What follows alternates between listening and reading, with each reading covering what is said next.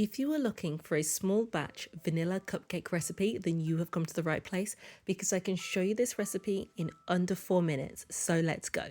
First thing you want to do is measure out all of the ingredients. I have put all of them in the description and I've pinned it in the comments to make it really easy for you to find. The next most important thing is that your ingredients are at room temperature, but this is particularly important with the butter because I'm going to be doing this recipe without any equipment because I know that lots of people don't have all of the equipment that I have. So we're just going to be using a spatula and a whisk, and it's much easier to do this and get it to the point that you want it to be if your butter is at room temperature. So I use a spatula to start off with, and then I use a whisk.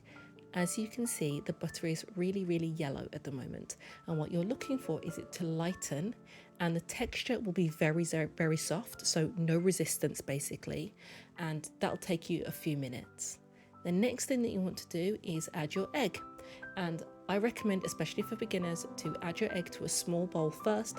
That way, if there's any shell or anything, you can take that out before you add it to your main cake batter, because having to fish it out of batter is just not fun. And you'll give that a really good mix. Then add your vanilla or any flavor you want to. I always use extract and not flavoring because it's just so much better. And then I'm going to add in my flour. I've already added the salt, and this is self-raising flour, so the raising agent is already in it, but check the pinned comment because I've put in the baking powder ratio. I have a 12-cup muffin tray, but I'm only lining 4 with paper cases because this is a small recipe for 4 cupcakes, and you'll want to fill them until they're mostly full, but leave a centimetre at the top. And that is because when these go in the oven, they will definitely bubble over otherwise, and they just won't look as pretty, but they'll still taste great. So pop them in your preheated oven, and you'll know that they're done if you can touch the top and it springs back. If you open it before 12 minutes, there's a very real risk that they will sink. So don't do that. Leave it at least 12 minutes before you check.